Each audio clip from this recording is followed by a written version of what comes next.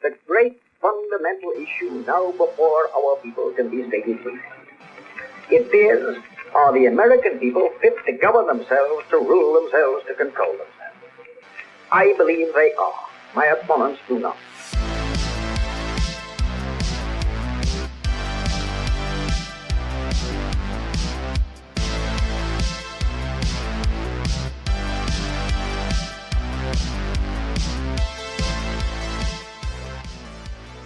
I believe in the American Constitution. I favor the American system of individual enterprise. I am in favor of protection.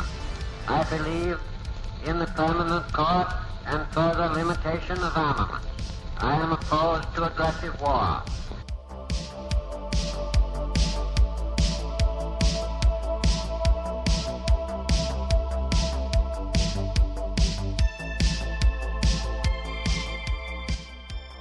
In the councils of government, we must guard against the acquisition of unwarranted influence, whether sought or unsought, by the military-industrial complex.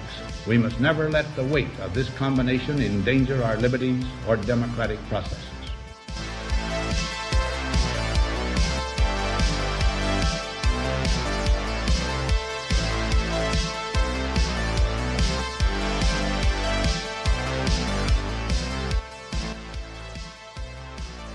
Whether we shape the future in the image of our hopes is ours to determine by our actions and our choices.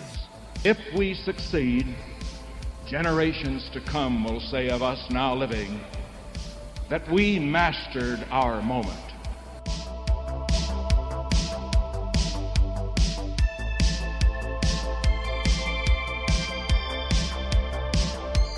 Americanism, not globalism, will be our credo.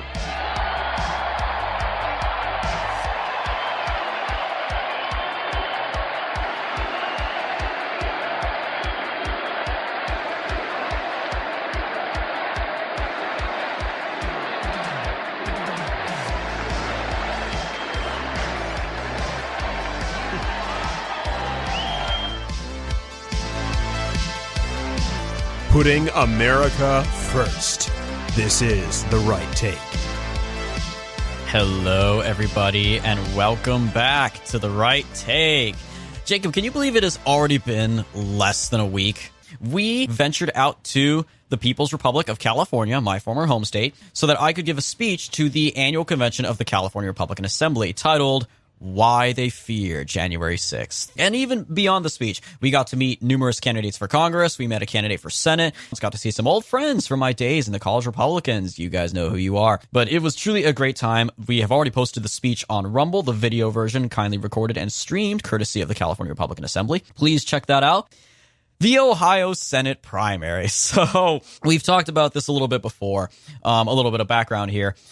Some people have described the Republican primary for the open Senate seat in Ohio being vacated by Republican Rhino Senator Rob Portman as perhaps the most competitive Senate primary in the whole country right now. Ohio, of course, is a crucial swing state that has been trending pretty firmly Republican. Trump won it by 8 points, I believe, in both 2016 and 2020.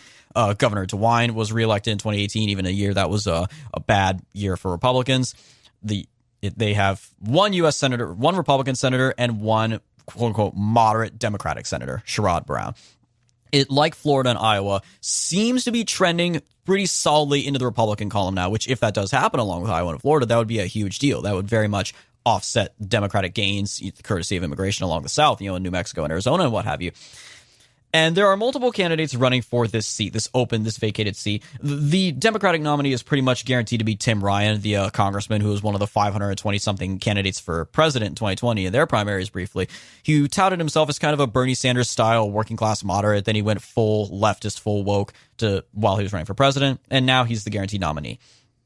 We mentioned, of course, before that one of the candidates, I think Jacob and I can agree he is our candidate of choice, is the author of Hillbilly Elegy, J.D. Vance. He is running for this Senate seat, but he has some stiff competition, and that's unfortunately been a problem for him. His primary rivals are former state treasurer Josh Mandel, former chair of the Ohio GOP Jane Timken, and state senator Matt Dolan, and businessman Mike Gibbons. So what was happening here for the longest time? is that Mandel was the overwhelming frontrunner from the very beginning. This guy, again, he has held statewide office in Ohio before. He previously ran for the Senate in both 2012 and 2018. In 2012, when Sherrod Brown was up for re-election, Mandel was the nominee and lost by 6 points. In 2018, he ran again for what would have been a rematch with Brown, and polls had him as the favorite to win that nomination again, and polls even suggested he could have beaten Brown that year because, 2018 was not a great year for Republicans overall, but again, Ohio stayed red, as did Florida. But then when he seemed all but guaranteed to win the nomination and maybe even the general election, he suddenly dropped out before the primary, citing family issues of some kind, which to me, that's kind of a cop-out excuse. It's used a little too often these days. So then he dropped out. The nomination went to a congressman named Jim Renacci, who then went on to lose by a slightly larger margin to Brown of 7 points. So Mandel's running again. He's a two-time loser for this position, basically, but he's running again, and he had been the nominee, or he had been the front-runner in the polls. Recently, another candidate that had been running named Bernie Moreno, a businessman who never really polled well. He wasn't going to be the nominee, but he was polling decently, maybe the high single digits. He dropped out, and apparently pretty much all of his voters coalesced behind Gibbons, another businessman who's never run for office before. So in all the latest polling and the aggregates, Gibbons is now the narrow favorite over Mandel to be the nominee. So with J.D. Vance further behind in kind of a third place, and then Timken in fourth, and Dolan kind of waddling around in fifth place. So those are the dynamics going into the first primary debate between the 5 major candidates, which was hosted by FreedomWorks. And that was where this happened, this glorious exchange between Gibbons and Mandel. It is pretty funny to watch the video, but again, because this is an audio podcast, I'll do my best to describe it. So they're all sitting on chairs on the stage, kind of like a town hall thing. And the moderator's up there with him. Gibbons is up there with the mic. He's talking, so he's the one kind of walking around pacing the stage. And he's talking about his experience as a businessman, an outsider. And I guess in the attack ads prior to this, Mandel, of course, desperate to regain top spot, was going after Gibbons, claiming that he made all of his money in China. And then this happened. I can You tell filed that with the Federal Elections Commission. You own stock in Chinese Petro. I personally didn't buy the stock. You made millions off it, sir. I don't think I made millions off of anything. I'd love to have made millions off of Chinese Petro. First of all, Shanghai Shenda and Chinese Petro. Buying a second. You may not understand this because you've never been in the private. No, you don't. I do. You've never been in the private sector in your. All right, gentlemen. I've worked, sir. Josh, squat. About 2 tours in Iraq. Don't tell me I haven't worked. Don't tell me I haven't worked. You don't know squat. It's okay, right? You don't know squat. 2 tours in Iraq. Don't tell me I haven't worked. Back off, buddy. You're gonna You back off. Come on. Never. That'll happen. Let's sit down. Never. Watch. Yeah. The moderator is literally standing between them at this point, using his arms to separate them. The audience is overwhelmingly booing Mandel, of course. All right, guys. So, and at the very end there, first off, again, seeing the video, Gibbons is an older guy. He's shorter. He's definitely overweight. He has white hair. Mandel is taller, slender. He's got to be half Gibbons' age. A Marine veteran, by the way, as he proudly declared, I served 2 tours in Iraq. And so what Mandel does, he gets up out of his chair and gets right up in Gibbons' face over Gibbons saying, "You haven't worked a day in your life, son." And he wearing his, service on his sleeve, kind of like a certain one-eyed bandit from Texas. He says, "I've served 2 tours in Iraq. Don't tell me I haven't worked a day in my life. You don't know squat." And again, the moderator has to separate them. And at the very end there, you can faintly hear it. J.D. Vance stands up, and he stays near his seat, but he stands up and he's like, "Come on, knock it off, guys. This is ridiculous." So it was truly, and again, to hear the audience overwhelmingly booing Mandel, I don't know what this guy was thinking. I don't know what could possibly be going through his head that this is a great thing optically to do. Does he know the difference between a tour in Iraq and the private sector? I think he likes to think that he does. But either way, that was definitely, I don't know what that was supposed to be. Again, Mr., I served in Iraq, so I'm a tough guy, meaning I'm going to get up in an old man's face and basically almost start a fight with him. I don't know. But the results then speak for themselves, because then, of course, FreedomWorks had a straw poll in the immediate aftermath of the debate. And this is my favorite thing, of course, out of nowhere. I didn't see the rest of the debate, but apparently, besides that little moment of telling them both, being the adult in the room and telling them both to calm down, Vance apparently did very well for himself. Vance won the straw poll with 43%. The next highest was less than half of that, Jane Timken, who got 20.7%. In third place, Gibbons had only 16.1%. Matt Dolan, 12.3%. And in fifth place, with just 4.6%, is Mr. Tough Guy Josh Mandel. So if his campaign was already kind of struggling with Gibbons' rise, then he definitely did not do himself any favors here. And it's funny, again, obviously Gibbons didn't do anything wrong. He didn't provoke him. He just, criticized him like, you do in debates. And Mandel got up in his face and had this whole exchange with him, but that apparently hurt Gibbons' image, too, with the audience. I did think it was funny, too, again, to see off to the side of the screen as they're arguing, as they're going at it, as the moderator is trying to separate them. You can see Vance and Timken both kind of turn to each other and just share a look like, wow, is this really happening? Like, they both are definitely the big winners of this, coming away from this to be completely free of all that. But I can't help but think, Jacob, how many times have we heard like politicians tell each other like, oh, you haven't worked a day in your life, you're a career politician? Like, how many times have we heard that at debates and otherwise? It's a common refrain, but the problem though is when someone who served in the military then thinks that their military service compensates for that. It doesn't. Exactly. It's not the same thing. If you're people who are serving in the military, they are on the same payroll that bureaucrats are. Like they didn't start a business. They're not working for an employer the same way someone in the private sector is. They're not entrepreneurial by any means. Joining the military, it's a noble thing, of course, but it's not. You're not starting a business. You're not giving other people jobs. So I just that is one of the most entertaining things I have ever seen. Though never before have I seen two candidates come that close to fighting on a stage in front of everybody. They know they're on camera. They know everyone's watching. And I mean, again, Gibbons isn't really doing anything wrong here. He's just telling it like it is. But Mandel, I don't know what the guy is thinking, man. I at this point, I really do hope he sinks further in the polls. And again, hopefully, if the straw poll is any indication, the two of them destroying each other will create a nice little opening right down the middle for J.D. Vance to soar through to the nomination. That would be the ideal situation. From what I've heard, Gibbons isn't bad and would probably be a decent senator. From what I've heard, even Mandel wouldn't be a bad senator. The mainstream media, while he was frontrunner, is overwhelmingly saying, oh, he's far right, he's alt-right, blah, blah, blah, blah, blah. And of course, anyone the media calls far right these days is probably an okay person in my book. In other 2022 news, we had to talk about this. When I saw this, my jaw almost hit the floor. I could not believe this breaking news. So, Jacob, you, of course, are from Alabama. Correct. And we have talked off the air quite a bit about the politics in your state. And that information will definitely be put to good use here to talk about the Senate primary. So that is, of course, another Republican seat. Obviously, no one is expecting it to flip blue anytime soon. Richard Shelby is retiring after 80 years in the Senate. How long has he been in the Senate, Jacob? He's been around for a while, right? Oh, he's at least 40 years, I think. I'm pretty sure he entered in the early 80s or the 70s even. Yeah, reading the Wikipedia page, there we go. He was first elected in 1986 and then reelected in 1992 as a Democrat. Interesting. Before switching Republican with the big Republican wave in 1994. So he's finally retiring. He is in his 80s, I believe. And initially, this seemed to be a one-and-done deal. The initial frontrunner was Congressman Mo Brooks from the 5th District of Alabama. Now, he was first elected in 2010, and from what I understand, he has been very solid on immigration from the very beginning. He was a border hawk before Trump ever came along. He previously did run for the Senate in the infamous special election in 2017, where, of course, he came in third. He failed to make the runoff when Roy Moore and Luther Strange pulled ahead of him. And I do remember Sean Hannity, of all people, the night of the general election when Roy Moore ended up losing to Doug Jones. It was Sean Hannity who said, I thought fairly eloquently, he said, President Trump and the America First movement love to talk a lot about the forgotten man, the forgotten men and women of America. I think this Alabama election is indicative of the forgotten candidate that should have been this nominee, that should have been here tonight, and that is Mo Brooks, because I think Hannity endorsed Mo Brooks during the original primary, and a lot of other people did. They saw that he was more in line with President Trump's agenda and the MAGA agenda than Luther Strange was, and certainly even more so than Roy Moore was. Roy Moore was never really a populist, but unfortunately Brooks did not win that nomination, and that seat was lost. He ultimately did not run for the first full election to that same seat held by Doug Jones in 2020 when he announced that he had been diagnosed with cancer. He ultimately made a recovery, thank God.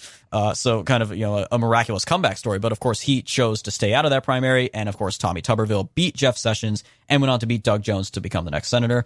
So this one, 2022, Shelby retiring. It appeared to be third time's the charm. Brooks is finally going to have his moment in the spotlight. He's finally going to become a senator from Alabama and bring the based immigration agenda to the United States Senate. Unfortunately, he, after a few initial polls, had him as the favorite. He hit a bit of a problem. Joining the race is a woman named Katie Britt, who is a former chief of staff to Senator Shelby, who, of course, was subsequently endorsed by Shelby, and as a woman, of course, has been endorsed by plenty of other people saying, oh, well, we need a woman in the Senate. And she very quickly caught up to Brooks in the polls. It was kind of a very neck and neck thing for a while, and then she slowly pulled ahead. And over the last few weeks, I did not even realize this until the news broke.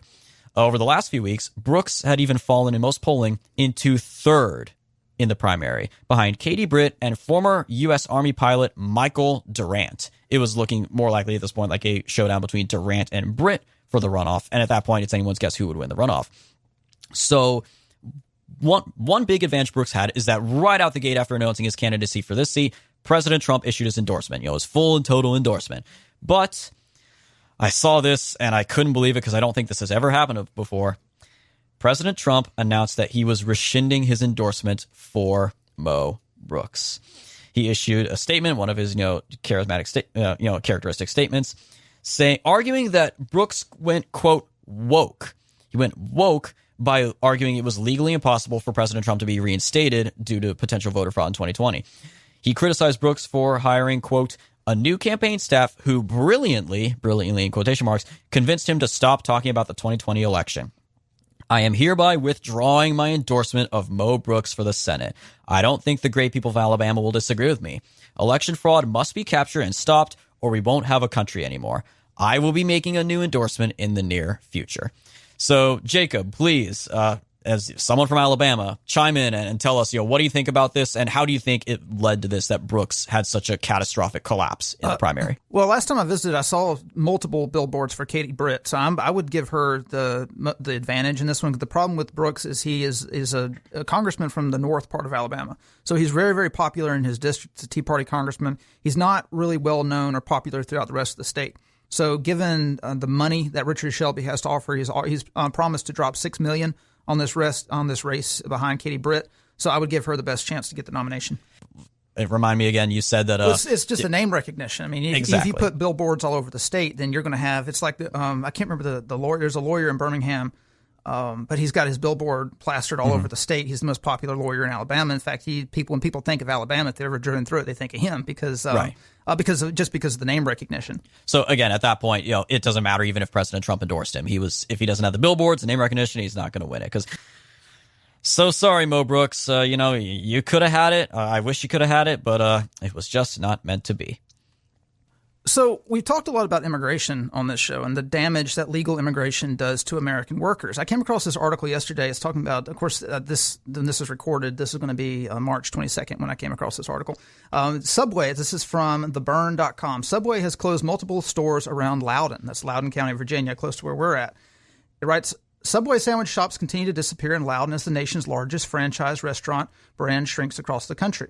In the past couple of years, Subway has closed stores in places like the South Riding Town Center, the Lansdowne Town Center, and the Cameron Chase Shopping Plaza in Ashburn, and the Potomac Run Plaza in Sterling. And the attrition appears to be continuing. The space where a Subway store is currently at the Leesburg Plaza on Market Street is simultaneously listed as available to lease.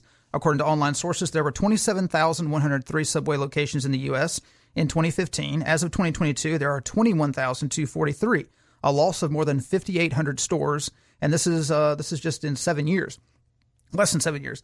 There are many possible reasons for the closures, and it talks about COVID, it talks about labor shortages, and it talks about upset franchisees who have bristled under new, stricter rules and contracts introduced in 2021. But what it doesn't talk about is the reason why COVID was such a factor. It doesn't talk about the reason we have labor shortages, and it doesn't talk about why the company might be trying to crack down on franchisees. Let's take the first one, COVID. So under President Trump, legal immigration was slashed in half. That's according to Business Insider. And that was before COVID even hit, right? That was before COVID even hit. When COVID hit, legal immigration was brought to a trickle because, of course, obviously you couldn't have people bringing in COVID into the country. So that was a great opportunity to stop the legal immigration flow. He brought it down to basically zero at that point, right? Very close to zero. So the second reason, labor shortages. So obviously that creates labor shortages in the market, and it most certainly creates labor shortages in restaurants like Subway and in fast food restaurants. This is from Business Insider.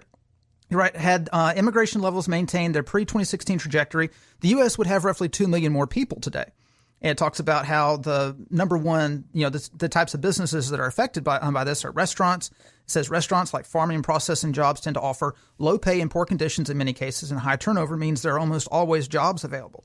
and talks about how employers in these industries are attracted to immigrant labor.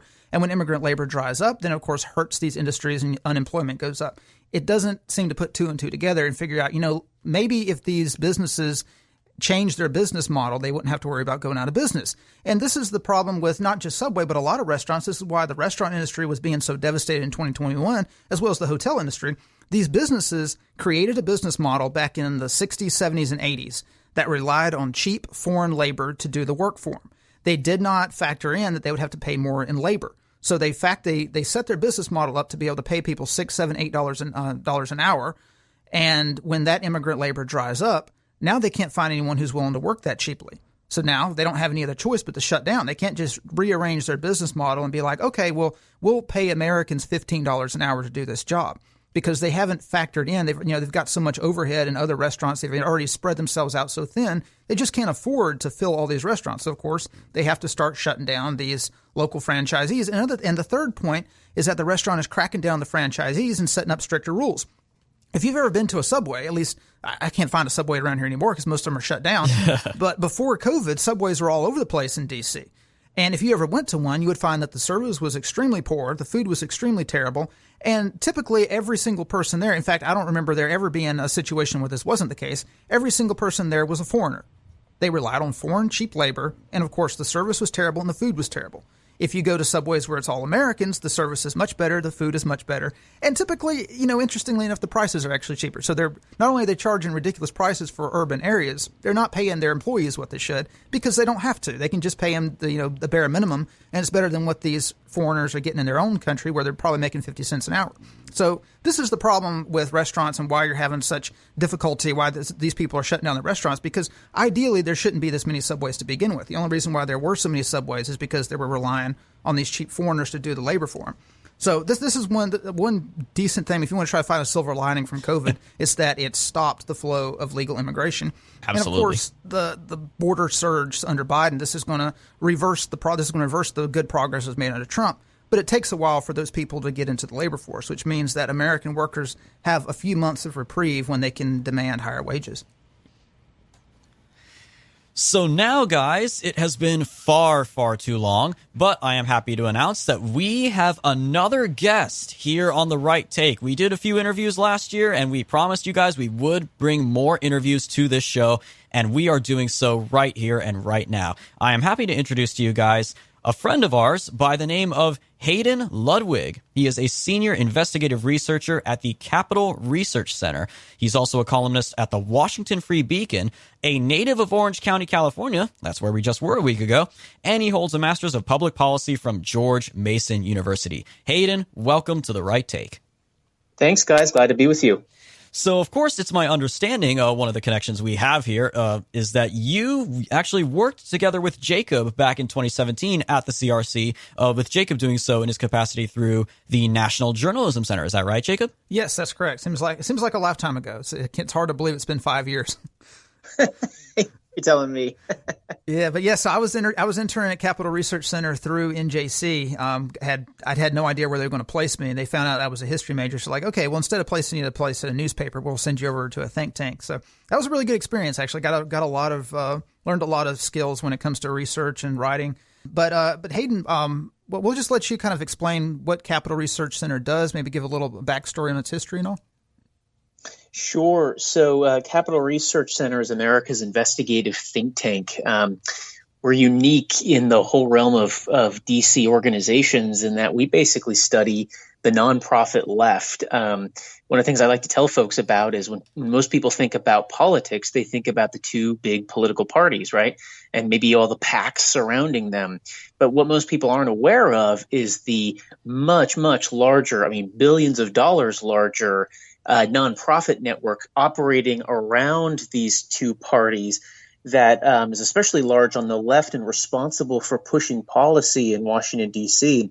We look at the funders, we look at the activist side, the labor union side. My specialty is in environmentalism, the population control movement, the history of that, some of the abortion activism, and a lot of the dark money funding these organizations. Agreed. Yeah, the organizational left, those think tanks and whatnot you talked about, it's so important to go after those so-called nonprofits, because that is where a lot of the left's institutional power and ability to organize comes from. It comes from Soros not funding specific candidates or people like him, but from funding these NGOs, these nonprofit organizations to fight for that agenda, that globalist leftist agenda here in the United States. Sure. And most people pay attention, like it's election year, right? And they'll start paying attention this summer to the coming campaigns during campaign season. But these AstroTurf activists, you could call them, they're active 365 days out of the year, election season or not, always pushing. And that's the kind of stuff that we study. Exactly. It has been said, of course, the left understands fully that even after a victory, you never, ever take a break. Whereas the right seems to think, oh, well, we won the 2016 election. We can sit back and relax for a little while. Whereas the left, of course, is like, no, we need to be out there on the streets and organizing every single day. And that's one more reason why they win all the time. Go back to our lives. Exactly. Their lives are politics, and that's how they're able to keep doing what they're doing. So you want to tell us, Hayden, a little bit about this, as the title of this article here says, wokeism in private schools going undercover. Tell us what you did here with CRC for this report. Well, this was an interesting one. Like I said, this my specialty is in a number of different areas, not education. But I was approached by a representative from a little group you might have heard of. It's called Undercover Mothers. Oh, yeah. With this fascinating story. Matter of fact, you guys should consider having some of them on your show. They're terrific folks. These are, for people who don't know, Undercover Mothers is a group founded in 2021 by a group of moms and dads. It's entirely volunteer. Actually, I like to point out this is a genuine grassroots organization, unlike the hundreds that I normally look at on the left that are anything but grassroots. This is an actual grassroots organization. There are people in New York and California and Ohio, pretty much everywhere. And what brought these guys together was they had kids in private schools where they thought their children were safe from the critical race theory, the diversity, equity, and inclusion, the kind of stuff that the woke left is pushing on students in government-run schools. But they started discovering, actually, you're not any more safe than you are if you were enrolled in a public school. And they shared these stories with me and explained that they came together and realized, oh my God, I have the same exact experience living in Ohio that you do in California. How can this be? And the answer is there's one national organization responsible for overseeing a network of regional accreditors. And those accreditors oversee thousands of private schools. And it's through this networked left, these professional administrator activists, that wokeism is funneled down from the very top, from a group that most people have never heard of called the National Association of Independent Schools, all the way down to the everyday school and classroom. It's pretty extraordinary. One thing that I noticed in your article is it was talked about how this organization and the material, the curriculum that they push, it's almost like it promotes mental illness rather than try to address mental illness. It's like it's promoting mental illness and trying to get more kids to see themselves as mentally ill. Could you address some of that, what you came across? Right. Well, if you think about the way the left operates, this is the latest. Well, let me back up. What we're seeing is the victory of a century or more of the cultural left, these cultural Marxists who figured out if we take over the institutions, we can ultimately influence and have supremacy over the culture and voters and all the politics that flows from all of that. And this was an idea that you can even trace back intellectually to a guy named Antonio Gramsci, who was an Italian socialist, but he studied Marx and he realized where Karl Marx was right was that all history is divided into these oppressors and these oppressed. And if we get the oppressed to rise up, we'll have power forever. But where Karl Marx was wrong, he thought, is that this has nothing to do with capitalists and the proletariat, the workers, right? Instead, he realized it's all about cultural institutions. And so in the 1960s, in America, the left started entering into the universities, into even the military, into the government, into higher and education and K-12 education. And 60 years later, we are discovering the fruits of this long march through the institutions, as somebody's called it. Well, that has created a powerful, centralized kind of lefty Borg mind, if you will, right? That's pushing some of the wildest things, like you're talking about, mental illness stuff, transgenderism, right? Critical race theory, the 1619 Project, things that teach kids to be hyper-racialized when they look at each other. And that all that stuff originated in, sociology departments at universities. But because of organizations like NAIS, it gets spread to these private schools that you would think would be insulated from this stuff. But again, it's the way the institutional left thinks. And they encourage this – mental illness is a great way to put it. They encourage this sick way of looking at the children's sick way of looking at themselves, of looking at their country and their schoolmates. Well, and one thing I noticed is you point out that it's not just about one particular classification. Like they focus on race a lot, but they also focus on the spelling, like the spelling of women. Like instead of W-O-M-E-N, you write they use W-O-M-Y-N to sound more inclusive. Rather than Latino and Latina, it's Latinx, and they come up with all like non-binary for all these sexual identities. And it just reminded me of a training flyer that I saw from Home Depot that a friend of ours, a friend of the show, shared on Telegram, which we'll link to in the show notes. But according to this training flyer, it said, if you're confident that the police exist to protect you, you have white privilege. While growing up, if college was an expectation of you, not a dream, you have class privilege. And it goes on. If you expect to be off from work to celebrate your religious holidays, you have Christian privilege. And it goes on. It's sexual minorities as well as Christian minorities. They try to create a divide between Americans, between citizens, based not only on class but on race and other identifiers. So this is the thing. It's not just when it comes to left and right. It's not just a class issue. It's any form of identification that they're willing to tap into. Yeah, that's exactly right. What people, especially conservatives who are just waking up to this, need to understand is that the way the modern left operates is 100% Marxist. And all that means is that they have a framework for viewing everything. And that framework is always, okay, look for the group that has the privilege or is the oppressor. Right. Mm-hmm. And then that means there's a group that doesn't have the privilege, there's the group that's being oppressed. And this is extremely arbitrary. Right. I mean, if you look at you named a half a dozen categories, they would say heterosexuals oppress homosexuals because they are dominant. They have the power. They have the numbers. Whites oppress blacks because of the history of slavery and race relations.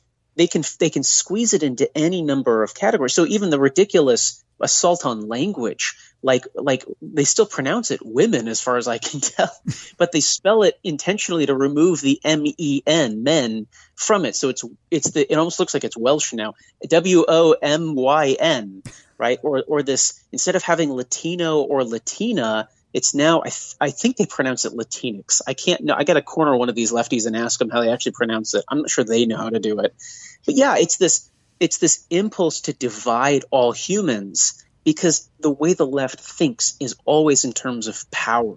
They're the ultimate materialists, right? They think everything has to do with wanting possessions, and they see all history as basically economics. And how do we accrue wealth? Well, we have to take it from you because you took it from somebody else. And this is totally contrary to the American experience of, well, we know we don't steal wealth, we generate wealth, and the power is divided among the people. That's not at all how they see the world. And parents in these schools are discovering what that looks like when it's applied to children as young as 5 and 6. Now, in your article, you mentioned Paul Rossi's investigative work uncovering ethical breaches between the staffers at some of these schools, or I should say people on the board of trustees, and also people who are on the boards of these consulting firms that the private schools are bringing in to talk to them about DEI, about diversity, equity, and inclusion. We actually covered this a little bit in one of our previous episodes last year when we talked about the cancel culture, about critical race theory. Could you just kind of explain what Paul Rossi uncovered in that investigation? Well, Rossi and others have focused a lot on what the NIAS provides, and we should probably spell that out. So the National Association of Independent Schools isn't an accreditor per se. Rather, it's a nonprofit that offers services to schools and organizations that accredit schools. It's a little bit murky in that way. And one of the services that they do is they put on a conference. And this is one of the things that Rossi's written extensively about. And he's part of Undercover Mothers. I didn't have a chance to speak to him directly, but I spoke to some of their people who've quoted from his stuff, and I've read plenty of his work. Well, one of these conferences they put on annually is called the People of Color Conference. And they invite and it's a kind of what you'd expect, right? It's entirely focused on racializing curricula. And so the way these schools end up teaching this stuff in the classroom is that NIAS and its accreditors that it oversees a mandate that you can only be a member and receive our services, which are really important to these schools, right? Because they provide statistics to help keep them competitive. Because remember, they're private schools charging tuition, not government-run schools that rely on the state. And so schools need these resources, which means they have to fall in line with the curriculum that NIAS provides. I'll give you an example of one of these things that he's talked about. And these things are advanced at the People of Color Conference. There's articles on NIAS's website about taking kids as young as 3, toddlers, and instead of doing playtime, dividing them up by race into little groups so that they feel more, quote unquote, comfortable with themselves and become aware of their racial differences. And they're given, different standards of teaching and kept apart. And the idea is to drive a wedge from them and make them the opposite of colorblind. They should be hypersensitized to racial differences that may not even exist. They may be totally arbitrary, by the way, from a young age growing up. And these conferences are there to drive this sort of teaching home to teachers. Well, one thing I've noticed about the social revolutionaries in the Gramscian mindset is that they see parents as their number one enemy, because they're moving younger and younger with this type of indoctrination, this type of brainwashing, because obviously they had sex ed like back in the 90s and stuff that a lot of parents were uncomfortable with. But this kind of sex ed typically started with 8th graders at the very youngest, maybe 6th grade. Now they want to start them off in kindergarten, preschool, talking about things that most parents would be uncomfortable with. And I find that they seem to see parents that it's like they want to rescue the kids from their own parents. Well, sure. Yeah. I mean, I live in the state of Virginia, right? I think we all do, right? Look at what happened in the 2021 election with Youngkin versus Terry McAuliffe. The little slip that Terry McAuliffe made about, I think the state should absolutely be running kids' lives without any input from the parents. That's not a slip. That's exactly the way these people think, because they're statists, right? Exactly. And it's further proof that, of course, if the Republicans and the right in general are going to have any hope of winning, it will be on cultural grounds. It will not be on, taxes or welfare reform or anything like that. And even someone, again, as we here on The Right Take previously had criticized Glenn Youngkin, someone as relatively milquetoast as he could turn it around in those final 3 weeks and become a hardcore culture warrior and win such an upset over a Democrat powerhouse, a fundraising machine like Terry McAuliffe, then anything is possible in a state like Virginia that Biden won by 10 points in 2020. Well, I think... Yeah. Oh, sorry, go ahead. I think that's totally right. When I spoke to these undercover mothers, one of the questions I wanted to ask them was, what's your political stripe? And has this changed your political views? And be surprised, maybe a third plus of them were liberals or progressives in their own words. Some of them were former liberals and progressives who changed in the last 4 or 5 years because of this sort of thing. They're sick of their kids learning about white fragility and how to be an anti-racist and that sort of thing. And one of the women who lives in New York City and went to this is a woman who told me she knows the former head of Planned Parenthood, has had lunch with people 2 degrees removed from the Obamas. And she swears up and down that if Republicans target this issue, they could flip states they've never flipped before. That's how up in arms parents are about this. And it shows that it's really not a partisan issue. It's an issue that of the left finally taking off its mask and revealing how ugly it really is. Well, they've gone way too far, and I think the activists, the core activists, they're unwilling to recognize that because they've now got a taste of power, and they're not willing to scale that back. You included a quote by Gary Saul Morrison that I thought was really relevant when it comes to trying to open people's eyes to this. He wrote, the whole point of Leninism, he's an ex-socialist, you're right. He said the whole point of Leninism in Lenin think is that only a few people must understand what is going on. And I think this for so long, this was the case with schools. I mean, they were starting to introduce stuff like this years ago, but they weren't as open about it, and they weren't targeting ages as young as like 3 and 4 year olds. So I think the key here is trying to, if you inform the masses of what's going on, even liberal parents, because I mean, we live in a very liberal, one of the most liberal areas in the country, and the people I interact with on a day-to-day basis, I assume most of them are Democrats. But these aren't people, like if you talk to them about their values and about what they believe in, you can tell these are not people that support woke culture. These are not people who support cancel culture. These are not people who would support critical race theory. The problem is they've been convinced that it's not being taught. So that's, to me, that's our biggest task, is to try to convince people that this stuff is actually being taught. And like the Undercover Mom is an excellent way of doing this, of waking people up about it. Another thing I noticed about in the article that I think is really key to getting people to recognize critical race theory is pointing out the terms in critical race theory. Things like empathy, mindfulness, curiosity, global citizen, cultural competency. Those are just some of the ones that you pointed out in the article. And it reminded me of the Summer Olympics last year when Simone Biles dropped out of her competition and ended up dropping the U.S. down from what would have been a gold medal down to a silver medal behind Russia. She was under a lot of pressure to do that. Obviously, the Twitterverse was celebrating her pulling out because of mental illness issues. But one of the things that she said when she was explaining was that she needed to focus more on mindfulness, and that was why she didn't want to compete. She didn't feel like she was 100%, so she wanted to focus on mindfulness. When she said that, I thought, wait a minute, that sounds familiar. And I went and looked it up, and I realized that this is part and parcel of the whole critical race theory, the whole kit and caboodle of this new ideology they're trying to force on people. What are some ways that we could try to are there any other terms other than the ones that I mentioned that you know of that's pushed in this curriculum, and other ways that we could try to get parents to recognize when their kids are being taught this stuff? Well, somebody needs to write a dictionary on lefty terms, because even though they change every week. Well, I think the concept of diversity, equity, inclusion, DEI, it's often called, bears some going over. This is probably the best name for the broad agenda that we're seeing, not only in schools, but also in corporate boardrooms and the workplace and other parts of American life. And the main one I want to focus on is equity, right? That sounds like a really wonderful thing. Who isn't for equity? Well, you shouldn't actually be for equity. Equity and equality, they're not the same thing at all. Equality is an old American idea, but equity is a Marxist idea. It's a socialist idea.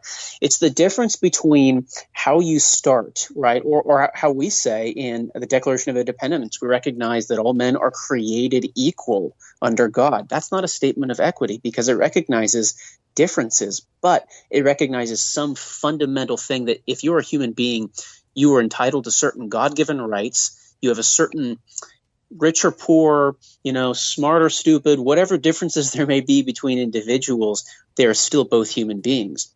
But equity is a different concept that says we have to right the wrongs of the past by giving to some and taking away from others, right? So you'll see this image even of a tall person, looking over the fence, right? And a short little person next to him who can't see over it. So they take a box and they lift up the short person so they're standing at the same height. That sounds really positive. Who doesn't want to do that? But what it actually entails is never just adding a box to help somebody stand up a little bit higher, right? It always entails taking something away from somebody else. If you understand the framework of this cultural Marxist stuff, this oppressor versus oppressed, that everything's about power. And if you have it, that means you stole it from me. If you start thinking in that way, which understanding how the left thinks, then you can see how their calls for equity are really a blanket power grab to give the government the ability to take away anything from you, to give it to somebody else to right a grievance, even if that grievance doesn't exist. So they're teaching children to think in this way, and it starts with focusing in on, hypersexualizing them and hyperracializing the way that they see these things. A lot of the mothers that I spoke with saw this sort of thing too. They also wanted to say that it's not only critical race theory that people need to be aware of. Critical theory in general is much broader than that, and it can be applied to economics, to politics, to parenthood, to 1,000 different kinds of things. And when you hear that term critical theory, like empathy and these other things, that's code for a much larger left-wing radical worldview that has a freight train of baggage behind it. So we shouldn't be so quick to adopt the left's language, but we should be quick to understand what the hell these people are talking about when they use words that it's like they're taking a word that we would use every day and they're gutting it and wearing its skin because they mean something entirely different than you and I do when we say diversity and inclusion. Oh yeah, the misappropriation of language is one of their key tactics, to take, basic everyday words and weaponize them. I mean, again, the very idea of racist, just that they throw around as a term for everybody they disagree with, used to be something a lot more different. The word Nazi used to be something much more powerful, and rightfully so. But now they use it so much, everybody just, says, oh yeah, Nazi, yeah, sure, Nazi. And again, when they use seemingly innocuous language like, diversity, tolerance, what have you, it is a great, clever mask for something a lot more insidious. Again, just like with how, say, gay marriage was all about, oh, we just want equal rights. We just want to get married like the rest of you. And now here we are almost 10 years later, and it's led to, transgenderism and closing in further and further on the normalization of pedophilia. Well, I'll give you a concrete difference between equity and equality, right? Equality means you have an equal opportunity at being hired. If you're qualified as somebody else, a company can't discriminate against you and say, you're one race that we don't prefer, so we're not going to hire you. But equity says, no, we have to hire you because you're of a certain race. Right? It's hiring quotas. We don't have enough black women. We need to hire this person, even if she's not as qualified as this other person over there. You also see it in the universities. When major universities are discriminating against Asian Americans for their heritage because they have too many of them in their enrolled, that's an example of equity. Or even if you look at the census that we just took in the last 2 years. The Census Bureau has all of these really arbitrary, vague categories of people, like Middle Eastern, North African, two people groups that are very distinct, but they're lumped together. Asian can incorporate people from India, China, the Philippines. Peoples who have very little to do with each other and no historical connections can be lumped in arbitrarily. This is examples of equity, because if we lump these people together, we can create a political bloc from them. And then we can create all sorts of activist groups that cater just to them. Asian American Pacific Islanders. That's the huge one that's coming up on the West Coast right now. So we got to pay attention to these things and learn the lefty lingo. Well, just as an example, another unfortunate example of equity, we've got, this is from Como News, Tacoma, Washington. A Washington state school board adopted a revised student policy, a discipline policy last week, telling school officials to take a student's race into account when determining their punishment. So we see school boards are already adopting policies where white students will automatically get punished more, Asian students will automatically get punished more because they are perceived to have more privilege than other students. And you mentioned not adopting the left's language. This is why the so-called "Don't Say Gay" bill that just came out of Florida is written so well, because it doesn't talk about critical race theory. It instead focuses on the outcome of critical race theory. So, for instance, it bans other aspects of critical race theory or critical theory in general. And this is why I think the left has flipped out so much about this bill, is because if it was a bill just saying critical race theory shall not be taught in schools, they could say, well, it's not taught in schools, so this isn't a threat. But when you actually say, no, a school board cannot dish out a harsher punishment or against someone because of their race, or they can't take race into account when they're disciplining students, then you take away their ability to implement critical theory. That's brilliant. See, that's an example of cultural conservatives properly identifying their enemy and going for the jugular. Instead of just responding to these bombs that the left throws at us, it's going straight for the heart of it. That's really brilliant. One thing I'm noticing is a lot of parents who aren't really tuned into this stuff, they haven't really been paying attention, not just parents in general, but just conservatives. They don't see the need to use government as a force for good in getting rid of this stuff. Typically, the response whenever you explain this to people, first of all, half the people you tell this stuff to, they don't believe you. They just think this is so far-fetched, this is so out in left field, they would never bring this stuff to America. Even Democrats wouldn't support this stuff, and they're right. But because they don't recognize the influence that these people have had in the institutions, they just don't believe you. The other half, when they do believe you, it's like, oh, wow, the world is caving in around us. I just got to get my kids, and I'm going to go put them in a private school. I'm going to take them out of the school system and go put them in a private school. But as you point out in this series, it's the private schools who are being the most aggressive about implementing this stuff. So I think this is something that we need to try to drive home with conservatives, is there's nowhere for you to hide, and there's nowhere you can go where you're going to be able to shelter your kids. You say, well, I'll put them in private schools. Well, private schools are more aggressive about this stuff. You say, okay, well, I won't send them to school. I'll just homeschool them. Well, if you can do that if you want, and it may work for a few years, but eventually if we lose political power, what they're going to do is they're going to pass laws saying, okay, you can homeschool your kids, but you have to teach them DEI. They'll just start outsourcing DEI to the parents, and they'll say, if you're not teaching your kids DEI to our standards, then we're going to stop your ability to homeschool your kids, and we're going to force you to send your kids to school. So I was just wondering if you could address the kind of this laissez-faire attitude among conservatives of just like, I'm just going to withdraw in my own little bubble. I'm not going to try to use government to force my will on other people. Well, for over a century, people in this country have been used to going to government-run schools. And our parents and grandparents and great-grandparents' generation grew up taking that for granted. And it's little wonder they had patriotic educations. They didn't have schools that they felt were not only not teaching them much that's useful, right, but also weren't undermining their basic view of the world and the family. And that's a new thing. And I think what's going on right now is the left, we've said this before, but the left has played its hand a little too far. They've taken the mask off and people are seeing for what it is. But I think even more broad than that, the country is having this reformation that's going on. People are waking up and seeing that, well, wait a minute, why do we have government-run schools? And what are they there for? And why are they teaching my children, an anti-patriotic education? I forget the exact number, but the number of homeschooling kids in the last few years is something like doubled or tripled. It's incredible, the growth that's going on. Actually, my wife and I are talking about homeschooling our son. He's a baby right now, but when he grows up, we have no interest in putting him through government schools. I see Christians all the time talking about how can we outsource our education, which is a writ given to us in the Old and New Testaments from the Creator himself. How can we outsource that to government?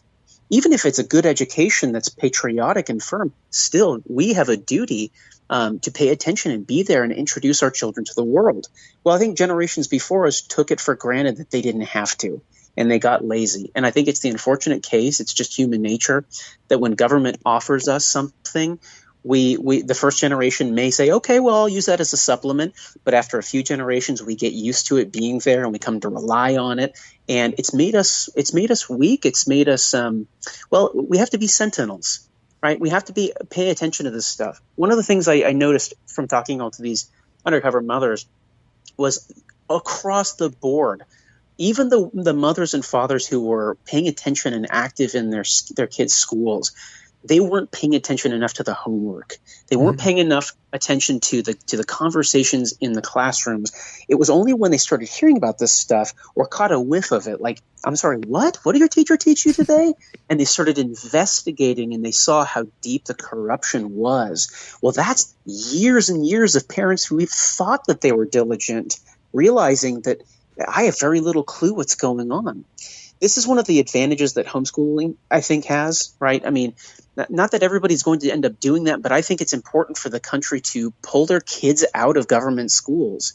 And maybe one day we can use the government to reform it. I'm skeptical of that myself. But I think if we gut this institution and we start off from scratch and we look at what is the role for churches to play in education, what's the role of families to play in education, I think we can go a long way towards winning that culture war. Just like we're seeing across the board, right? Conservatives are realizing we can't take back all these institutions. Instead, we just leave them and we start our own, and we rebuild it from scratch.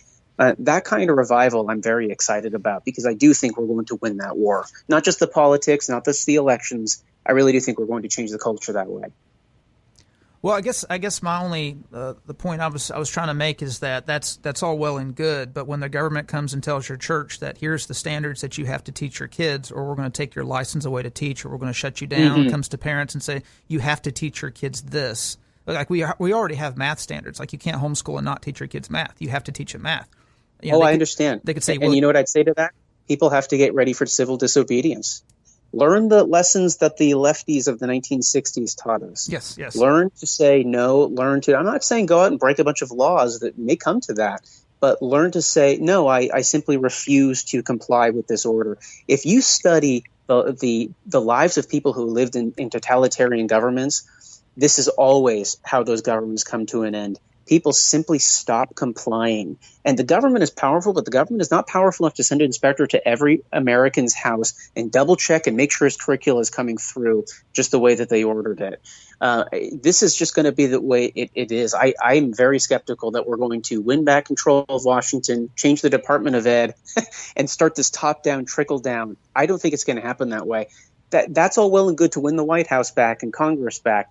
But if conservatives are serious about this, they need to recognize that education only works when it's at the local and the county level, and that means controlling the states. And if the states are being ordered by the federal government to enact these kinds of critical race DEI curricula, right, then the states are going to have to learn how to ignore that and say, no, we refuse to do that, and follow Florida's example. I see that creating – what would I say?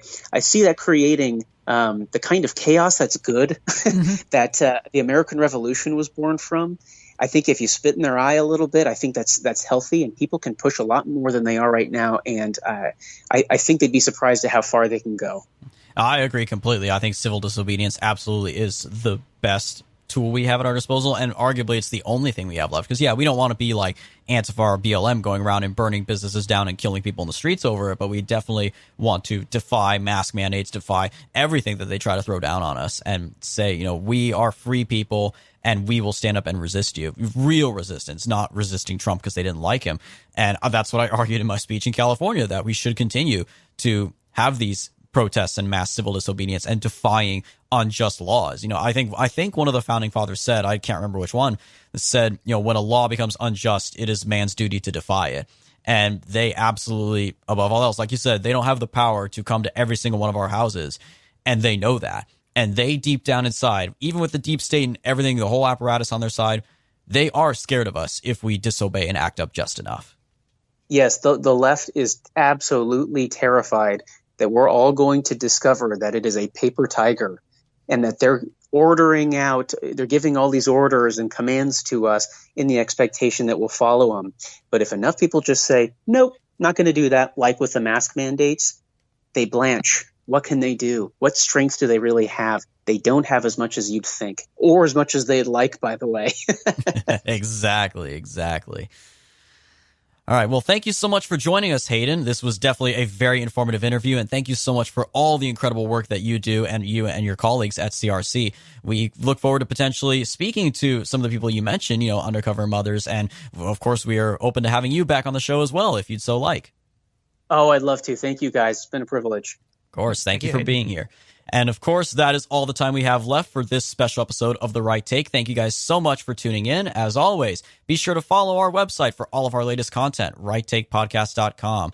The full list of podcast platforms and social media sites where we are available, righttakepodcast.com/subscribe. And if you are feeling ever so generous, righttakepodcast.com/support. We'll talk to you next week, guys.